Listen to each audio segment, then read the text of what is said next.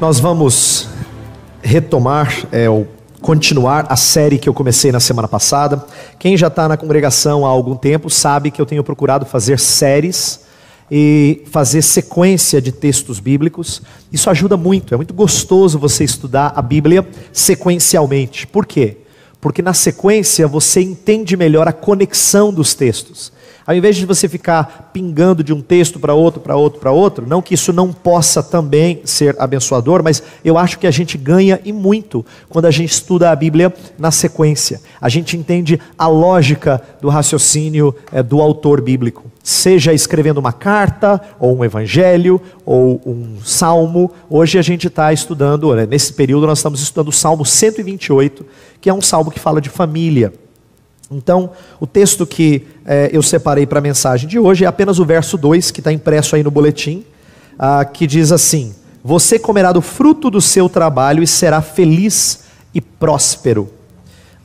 O primeiro verso fala que feliz é o homem que tem o temor do Senhor e anda nos caminhos do Senhor, e o segundo fala disso. E eu gostaria de falar de uma coisa que eu acho que é muito importante na vida da família, que é a questão do trabalho. Como é que o trabalho e o sustento devem ser vistos a partir de uma perspectiva cristã. Mas antes eu gostaria de falar com as crianças. Eu sempre tenho feito isso para chamar a atenção das crianças para aquilo que nós vamos falar.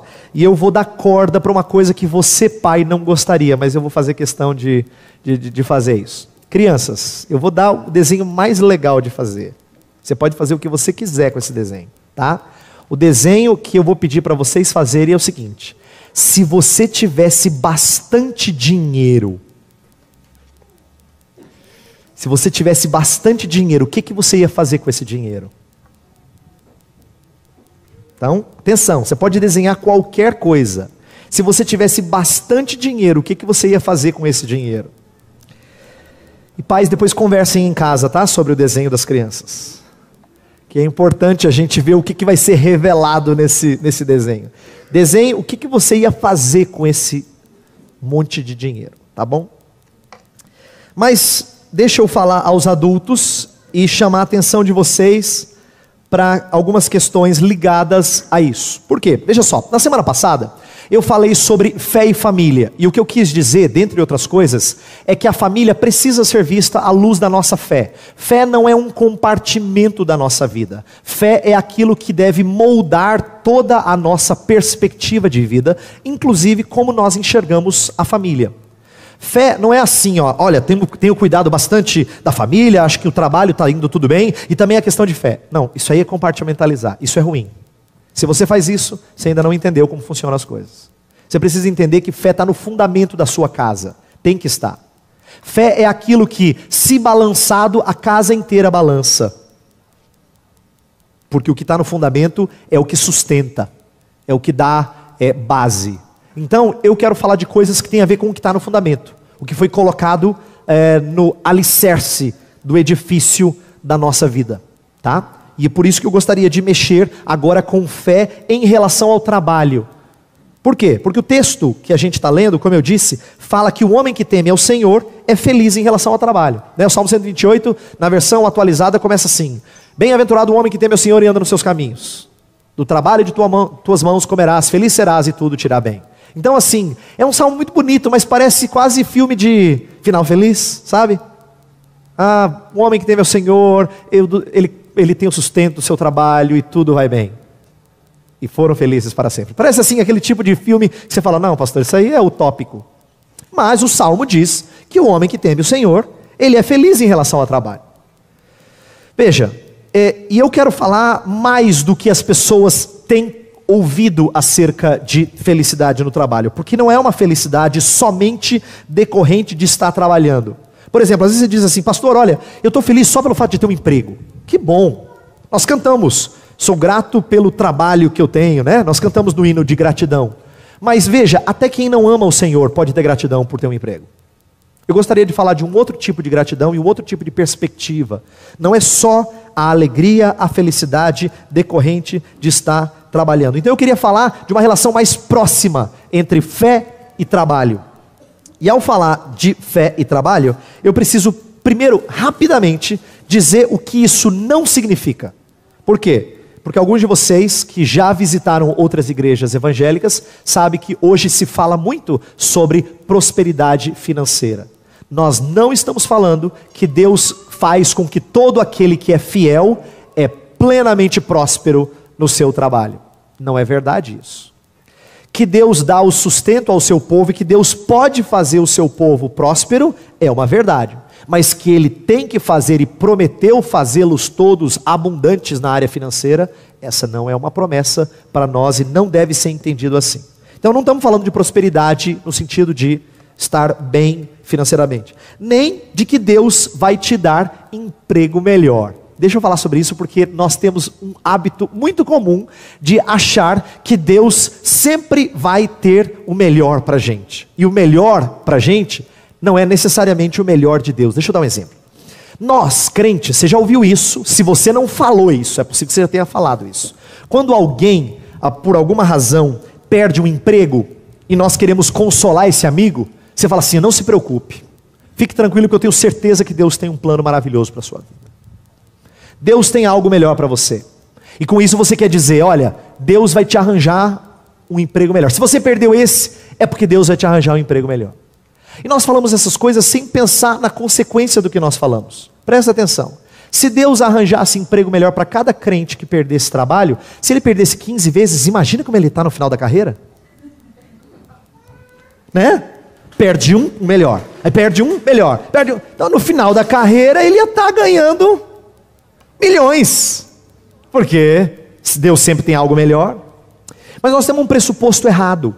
A gente acha que o algo melhor significa Deus vai dar mais dinheiro, ou um emprego mais estável, ou mais condições, ou melhores benefícios. Mas Deus não promete isso. Ele nos dá sustento, e Ele promete não nos desamparar, mas não necessariamente nos dar sempre crescimento, sempre melhora, sempre galgar passos mais altos. Então eu não vou falar dessas duas coisas, porque essas duas coisas não estão embasadas na Bíblia. Não vou falar de prosperidade, nem vou falar que Deus tem um emprego caprichado para você. Mas eu gostaria de falar sobre como fé deve moldar a maneira de nós enxergarmos emprego e sustento. Eu queria falar de como fé tinha que trabalhar com a forma como nós lidamos com isso. Como é que a gente enxerga isso? Todo dia, toda segunda-feira, você vai trabalhar e às vezes não pensa sobre como sua fé deveria moldar a sua perspectiva de trabalho e sua perspectiva de sustento. E eu gostaria que a gente pensasse um pouquinho nisso hoje, porque o Salmo fala de família abençoada, mas parte da família abençoada é a questão do sustento. Como eles enxergam o sustento, como eles enxergam a provisão de Deus. Isso nos leva a duas coisas, e eu queria falar o resto do sermão sobre essas duas coisas. Duas questões que eu acho que a fé precisa corrigir. E eu vou falar que talvez você esteja mais inclinado para uma, mais inclinado para outra, não importa, mas eu acho que essas duas são comuns no nosso meio, e eu gostaria de trabalhá-las um pouquinho nesse sermão. Eu queria falar sobre o primeiro problema, que é o nosso cativeiro ao dinheiro. Isto é, como às vezes nós, sem perceber, somos mais amantes do dinheiro do que deveríamos ser. Ou somos amantes do dinheiro, ponto final. Né? Porque amantes do dinheiro nós nunca deveríamos ser. Esse é um problema. O segundo problema que eu vou trabalhar é a insatisfação de muitos em relação à profissão. Insatisfação na profissão. Vou falar do primeiro, sobre cativeiro ao dinheiro. Deixa eu falar disso, e eu quero falar no contexto de família, porque nós temos várias famílias aqui, estamos falando sobre família. Veja só, quando um casal se une, a Bíblia fala que eles têm que se tornar uma só carne. Isso significa serem um em vários aspectos, inclusive financeiramente. E eu falei disso na escola dominical na semana passada. Quem estava aqui se lembra, eu mencionei isso rapidamente. Só que a gente sabe que nem sempre essa unidade nas finanças acontece com facilidade. Nós temos muitas diferenças. Quando pessoas se unem, normalmente essa é uma das áreas com bastante conflito. Na família, essa é uma área com bastante conflito. Por quê? Porque nós temos diferenças. Vou dar alguns exemplos. Diferença de importância. Alguns dizem, não, dinheiro é importante sim. O outro diz assim, não, dinheiro não é importante. Pronto, já começou a discutir. Acho que nós não estamos falando a mesma língua.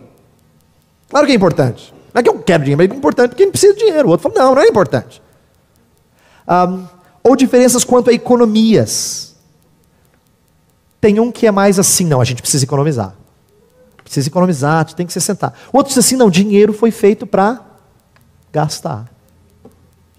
E aí começam alguns conflitos, porque há diferenças em relação à economia. Ou diferenças em relação a donativos. Vamos supor que um de vocês fala assim, eu acho que a gente precisa dar mais do nosso dinheiro. A gente precisa ser mais generoso. O outro diz, olha, não estou dizendo que a gente não tem que ser generoso, mas vamos com cuidado. Vamos ser mais cauteloso. Vamos planejar isso melhor. Ou diferença em relação à diversão. Tem gente que quer investir na diversão e entende que a diversão é importante. É um investimento na família, não é gastar dinheiro. Por que você fala sempre em gastar? Né? Enquanto o outro diz assim, olha, nada contra diversão, mas vamos fazer o seguinte, se a gente quer se divertir, gastar dinheiro com isso, então vamos arranjar um outro trabalho para poder ter como pagar. Né? Ou dinheiro extra, ou se divertir com coisa que não gasta dinheiro. As diferenças existem. Uma outra diferença comum nas famílias, em relação à dedicação no trabalho. Um quer trabalhar mais, o outro quer que, de repente o marido quer gastar mais tempo no trabalho, porque é importante trazer o sustento para casa e pagar tudo aquilo que eles planejaram, dar para os seus filhos. E a esposa diz, olha, eu queria que você tivesse mais tempo em casa. Ah, mas eu tenho que trabalhar. Sabe que eu tenho que trabalhar? Eu sei, mas também tem que estar em casa, tem família. E essas coisas geram dificuldades. Ou se não, nas prioridades. E como é comum a gente conflitar nas prioridades? Olha, a gente tem um dinheirinho. E aí? Eu acho que a gente precisa de um segundo automóvel, o marido diz. Porque está difícil desse jeito. Levar a criançada para lá, para cá, tá ficando complicado. Eu não trabalho, você precisa fazer isso, aquilo. Ela fala, bem, mas faz 10 anos que a gente não troca o móvel da sala. Dá uma olhada. Tem condições? E ela argumenta com toda a razão, porque para ela não tem condições. E ele não vê problema nenhum. Tá bom, tem cadeira, tá funcionando, dá para sentar. É impressionante como nós somos diferentes na questão de como usar o dinheiro. E tem duas razões importantes para essas diferenças, que eu acho que explicam a maior parte delas. A primeira é que nós somos egoístas. Quando a gente pensa na maneira de usar o dinheiro, normalmente a gente pensa na nossa maneira ideal de usar o dinheiro. Porque assim, vamos ser bem francos, você sabe exatamente a melhor maneira de usá-lo. Você acha que sabe. Por isso que você argumenta com tanta veemência. Porque você tem certeza que é a maneira melhor de usar. Pena que a minha esposa não concorda. Pena que o meu marido não concorda. Porque eu sei que é a melhor maneira. Nós somos muito focados em nós mesmos. E a segunda razão, essa é mais óbvia, é porque nós viemos de contextos diferentes, de lares diferentes. Se a gente conversar com as famílias, a gente vai perceber, eu cresci assim, meu pai valorizava isso, eu cresci valorizando isso. De repente alguém vem de uma família em que valoriza viajar. Olha, para mim viajar é muito importante, eu acho que é enriquecedor. O outro diz, não, viajar para quê? Gasta um dinheiro danado, depois vai tudo embora. Você economiza o ano inteiro, vai lá, gasta tudo em uma semana. Ou diferenças em relação a outras coisas, quanto ao que ter ou quanto estudar.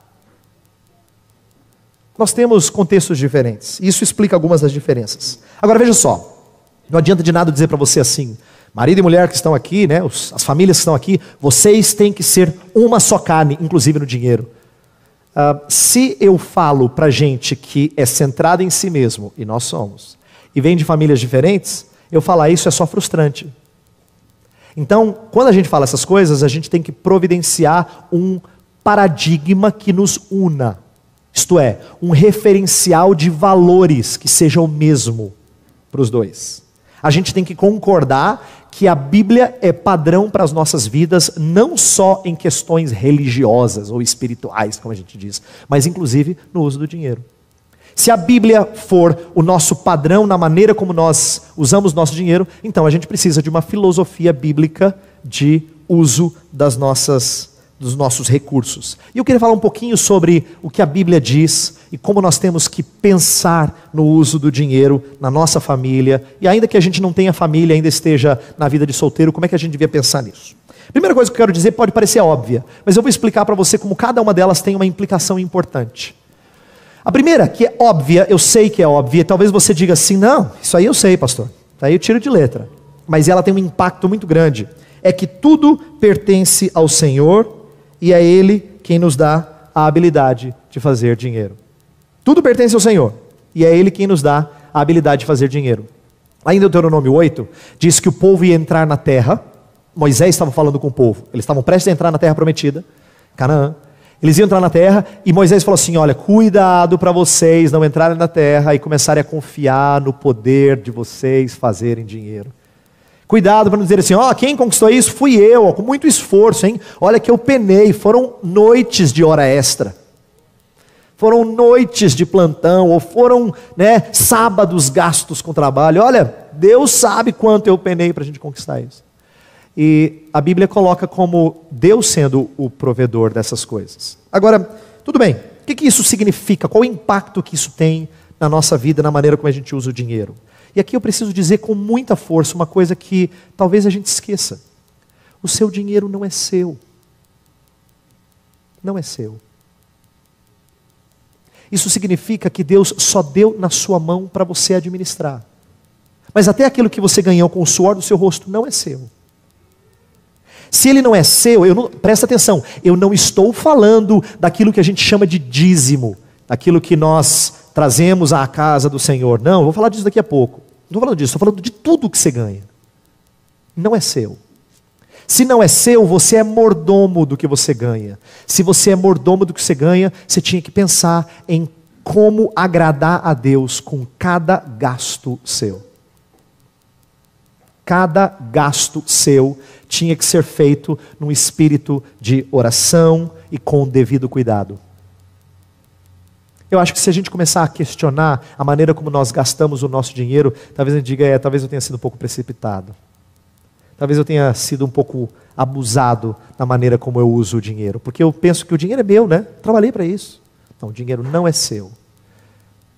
Todo ouro e toda prata, diz a Bíblia, é do Senhor. Ele deixa na sua mão para você administrar. E Ele permite que você adquira coisas para você, mas esse dinheiro precisa ser administrado como quem presta contas ao dono do dinheiro.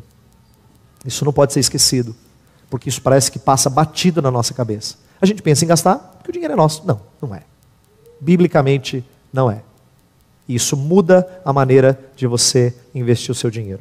Segunda verdade que eu acho que é forte na Escritura. Eu sei que é óbvia também, mas ela tem implicações, mais uma vez, importantes. Segunda coisa que a Bíblia diz é que há coisas mais valiosas do que o dinheiro. Eu sei, pastor. Provérbios capítulo 15, versos 16 e 17, tem um texto interessante sobre isso. Provérbios 15, versos 16 e 17 dizem assim: melhor é o pouco, havendo o temor do Senhor, do que grande tesouro onde há inquietação. Melhor é um prato de hortaliças onde há amor, do que o boi cevado e com ele o ódio. Olha só que analogia interessante. É melhor pouco temendo a Deus do que muito inquieto. É melhor uma saladinha bem humilde do que um belo churrasco com ódio. E por que esse texto chama a minha atenção? Porque isso significa que ele vai mexer na raiz dos nossos problemas com respeito a dinheiro. Que é o seguinte: alguns de nós temos que tomar muito cuidado com o pecado da cobiça. Sabe por que você gosta de trabalhar algumas horinhas extras? Porque você viu um negócio na televisão que você tem que ter. E você precisa trocar aquele aparelho, porque ele já está bem antiguinho já. Nós somos tão motivados por ter mais, que a gente esquece de que muitas vezes nós o fazemos por razões de cobiça. Cobiça. E Deus fala para a gente ser muito atento quanto a isso. Outros pecam numa outra área, que é inquietação. E o texto de Mateus 6 que a gente leu já falou disso. Inquietação, isto é, ser preocupado em relação àquilo que você vai ter. Será que vai dar? Será que eu vou ter? Será? Tanto a cobiça quanto a preocupação, a inquietação, a ansiedade são pecados ligados a essa ideia de que há coisas mais valiosas do que o dinheiro. Você fala, eu sei. Não, você sabe, aqui é uma coisa. Você crer, de fato, é outra coisa. Tanto é que alguns de vocês têm pecado na cobiça, alguns de nós têm pecado na área da cobiça e alguns de nós têm pecado nessa área de ansiedade. Terceira verdade, que eu sei que alguns de vocês já sabem, mas de novo, com implicações importantes. Dar à obra do Senhor e ajudar os necessitados é um investimento assim como uma responsabilidade. Nós falamos aqui no começo, Anderson deu o aviso sobre o nosso desejo de, como congregação, nos transformarmos numa igreja. Eu quero que você saiba, e ouça de novo, eu já falei isso, mas eu vou dizer de novo, de que para nós sermos uma igreja firme, não basta simplesmente pessoas que querem vir aqui todo domingo. É preciso que haja pessoas que queiram participar do sustento da igreja. Se não houver compromisso dessa natureza, você não está comprometido com a igreja. Eu sei que é duro eu dizer isso, porque você pode achar muito legal vir aqui, você gosta das mensagens, você gosta da comunhão, você gosta das pessoas, mas se é difícil abrir mão de parte do que você tem, parte só do que você tem para participar do sustento da igreja, você não está comprometido. Estou falando sério e estou falando para pessoas que, graças a Deus, têm recebido o sustento do Senhor, mas nem sempre têm sido generosos no passar isso adiante. Outra verdade importante que de novo traz consequências sérias. Devemos planejar nossos gastos. A Bíblia fala disso. A Bíblia fala que antes de nós construirmos alguma coisa, a gente tem que fazer o planejamento. Eu gosto do texto de Provérbios 27. Deixa eu ler Provérbios 27, versos 23 e 24. Olha que interessante. Provérbios 27, versos 23 e 24. Procura conhecer o estado das tuas ovelhas e cuida dos teus rebanhos, porque as riquezas não duram para sempre, nem a coroa de geração em geração. Isto é, seja zeloso para com aquilo que você tem. Cuide, seja atento, não seja relapso. Por quê? Riqueza não dura para sempre. Quer dizer, os seus recursos, aquilo que Deus te deu, pode não continuar por muito tempo. Então, seja uma pessoa que planeja, que organiza. Isso, dentre outras coisas, significa que nós devemos evitar dívidas. Eu sei que você já ouviu isso antes, mas nós somos tão corajosos, mas ao mesmo tempo tão insensatos para dar alguns passos. Você já viu como é comum pessoas hoje em dia se endividarem? Até no nosso meio. Parcelas a perder de vista, sem ter certeza de que você tem condições de fazê-lo. E aí você ainda solta uma frase como se fosse fruto de fé. Não, o Senhor proverá. Não, não na sua insensatez. É por isso que tem tanta gente com dívida. A Bíblia fala assim: a ninguém fiqueis devendo coisa alguma, exceto o amor. Romanos 13, verso 8. Em Provérbios fala que aquele que deve fica escravo daquele que tem dinheiro, daquele que tem posses. É verdade. Embora não exista mais escravidão naqueles moldes antigos, existe uma escravidão muito comum em nossos dias. Mas tem uma outra implicação importante disso. Isso também significa que quando planejamos nosso orçamento, devemos listar por ordem de prioridades. E isso endireita os nossos gastos. Presta atenção. Se nós fôssemos mais planejados, mais atentos, a gente planejaria, por exemplo, começando do mais importante, que é uma porção generosa aos ministérios da igreja. Se você começasse separando essa parte, eu vou dizer as duas coisas que produzem em você e em mim que são importantes. A primeira é confiança. Porque você está dizendo que você consegue sustento com o resto. Então você confia no Senhor. Lembra que em tempos no Antigo Testamento era muito comum ter a sua confiança testada, quando Deus falava assim, 6 dias trabalharás, o 7º não. Mas é muito difícil para uma pessoa que vive do campo pensar que ele pode um dia deixar a terra ao léu. Mas Deus diz, calma, invista 6 dias e entenda que Deus trará sustento para 7. Esse princípio era um teste de confiança.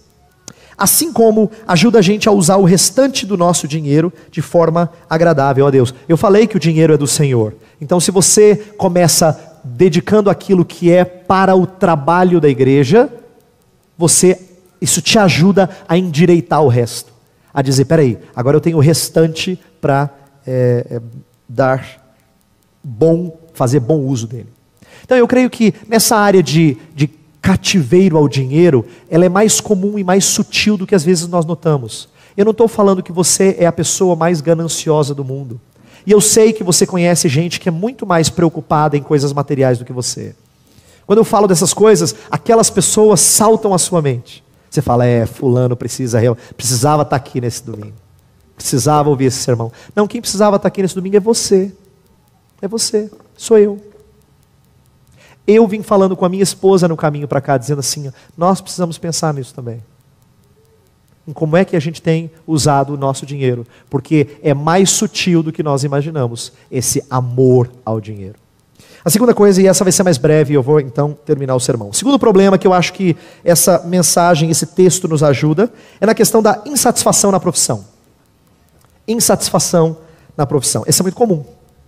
Muito comum. Sabe por quê? Nós somos treinados a pensar em trabalho como sendo um deleite. Você já viu como as pessoas adoram falar sobre, busque realização profissional? Eu trabalho numa universidade. O que mais falam na colação de grau é: sejam felizes, sejam realizados na profissão. Você sabe quantas pessoas no Brasil são realizadas na sua profissão?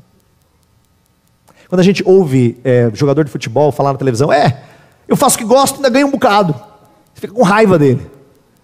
Porque muita gente no Brasil gostaria de ganhar uma parcela do que ele ganha e fazer o que gosta, mas não tem nenhum nem outro.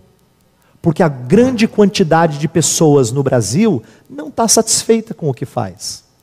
Mas eu tenho uma novidade para vocês. Trabalho chama trabalho, não é à toa. É trabalho. Então trabalho não é necessariamente, ai que gostoso, 8 horas deliciosas de investimento na minha vida. Não. A Bíblia fala, do suor do rosto comerás o teu pão. É trabalho. Então nós fomos enganados pela sociedade que o importante é buscar realização profissional. Veja, eu não digo que você não pode ser realizado profissionalmente, mas tem um erro nesse raciocínio. Eu vou dizer qual é o erro. Quem diz que tem que buscar realização profissional, entende trabalho como um fim. Trabalho não é fim. Trabalho é um meio. É um instrumento de bênção na vida de outras pessoas. Sabia disso? Em Efésios 4:28 fala assim: aquele que furtava não furtes mais, antes trabalhe para que tenha com que acudir ao necessitado. Olha a razão do trabalho. Trabalhe. Você ter aquele dinheirinho para você dar para aquela pessoa que você sabe que precisa. Pensou? Você ralar todo dia e você falar assim, o que me motiva a ralar todo dia é porque eu sei que no final eu vou ter um dinheirinho para ajudar quem precisa. Essa tinha que ser a nossa filosofia profissional. Isso sim é uma perspectiva bíblica desse trabalho que faz a gente penar tanto. Além disso, nós precisamos resgatar o princípio de contentamento. E eu quero chamar a sua atenção do texto que está na liturgia de Filipenses, que a gente leu. Esse texto mostra a questão do contentamento de uma maneira muito forte. E eu quero dizer algumas verdades rápidas. Por quê? Veja só, nós falamos, o texto de hoje é: você comerá do fruto do seu trabalho e será feliz. Ok, que felicidade é essa? É felicidade quando a coisa está bem, né, pastor? Não. Olha como é que Paulo expressa a felicidade mesmo quando as coisas não vão bem. Ele começa dizendo assim, verso 10 em diante: alegro-me grandemente no Senhor, porque finalmente vocês renovaram o seu interesse por mim. Sabe o que ele está falando nesse texto? E você lembra que nós lemos o texto todo? Ele está falando que a igreja de Filipos, os filipenses que lá moravam, ajudavam Paulo financeiramente. Paulo era o destacado apóstolo da época e ele precisava ser sustentado pelas pessoas da cidade de Filipos.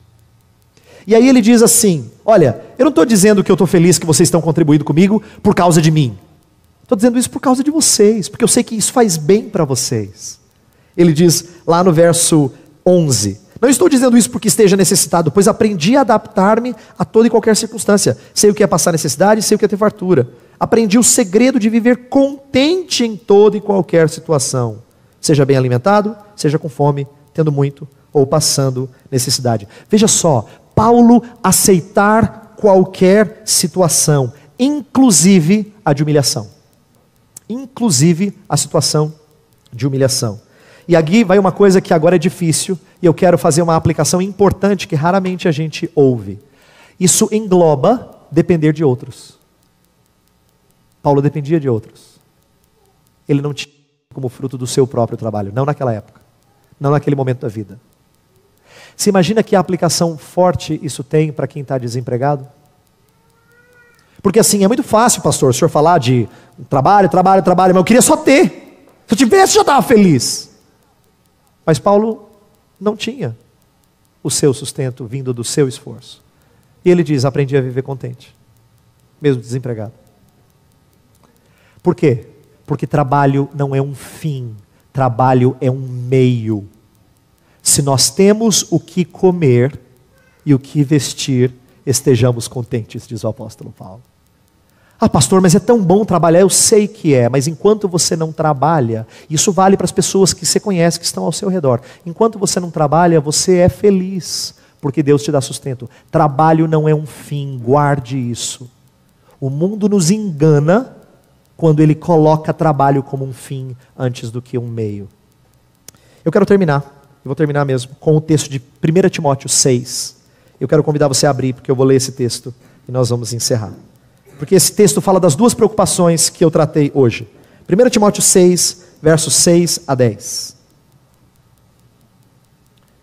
1 Timóteo capítulo 6, versos 6 a 10 diz assim: de fato, grande fonte de lucro é a piedade com o contentamento, porque nada temos trazido para o mundo, nem coisa alguma podemos levar dele.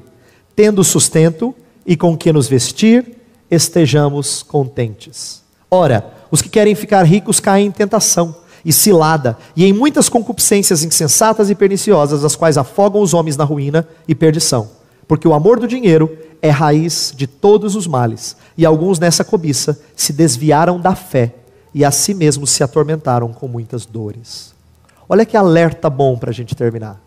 Primeiro, o amor ao dinheiro. E veja, isso não pega só quem está fora da igreja. Muitos se desviaram da fé, porque caíram nisso. Muitos se desviaram da fé, porque foram amantes do dinheiro. Além de pessoas descontentes no nosso meio. Paulo fala, ó, tendo que comer o que vestir, estejamos contentes. Eu queria pedir a Deus que Deus fizesse a gente contente assim, satisfeito assim, com pouco. Deus fizesse a gente ter uma visão diferente de trabalho, de sustento. Eu não queria que você pensasse igual as pessoas boas lá de fora, porque eles podem ter alguns princípios interessantes, mas eles não têm a palavra de Deus, e a palavra de Deus é radicalmente diferente. Ela não recomenda só coisa boa, ela recomenda coisa difícil, mas que é a perspectiva de Deus para essas coisas. Vamos orar? Pedir que Deus nos ajude.